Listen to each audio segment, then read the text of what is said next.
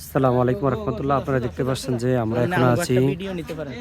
আমরা এখন আছি আলুর ছায়া রিসোর্ট, মতলব উত্তর, চাঁদপুর। আপনারা দেখতে পাচ্ছেন যে আলুর ছায়া রিসোর্টটা অনেক সুন্দর এবং প্রাকৃতিক রূপসজ্জায় আলোকিত, একবারে সম্পূর্ণ প্রাকৃতিক আলোকে। এখানে কোনো অন্যরকম কিছু নেই। আর এই আলুর ছায়া রিসোর্টে লোকেশন হচ্ছে যে মতলব উত্তর সেতু রোড থেকে সিলাসরের দিকে আসলেই আপনারা দেখতে পারবেন যে আলুর ছায়া রিসোর্টটা। এখানে অনেক সুন্দর খেলার মাঠ এবং ঘাট, সকল দিক দিয়ে সৌন্দর্যে ঘেরা আলুর ছায়া রিসোর্ট। আর আলুর ছায়া রিসোর্টে আমরা যারা আসছি আজকে, আমরা সেই অনেক দূর থেকে, ফরিদগঞ্জ থেকে এখানে আসছি দেখার জন্য।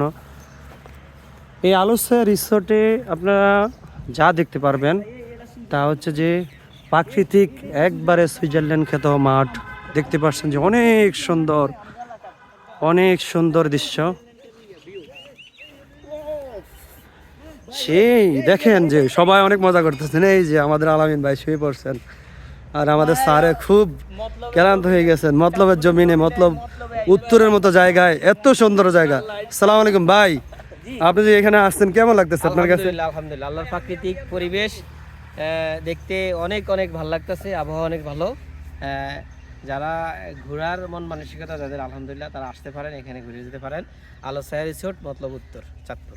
এই যেন আপনার একটা জান্নাতি পরিবেশের মতো, এত সুন্দর আল্লাহ তাআলার যে দুনিয়া, আসলে এই জায়গাটা না আসলে আমরা কখনোই উপলব্ধি করতে পারতাম না। আপনার মাঠটা এত সুন্দর যে ঘাস দিয়ে ভরা, দেখেন আপনারা। মোটামুটি একটা সুইজারল্যান্ড বাহিরের রাষ্ট্রের একটা ফিল আসতেছে এই জায়গায় আসার পর। আপনারাও আসবেন, এই জায়গায় ঘুরতে আসবেন, আল্লাহ তাআলার প্রকৃতি দেখবেন ইনশাল্লাহ। জি, ধন্যবাদ আলামিন ভাইকে, অনেক সুন্দর কথা বলেছেন।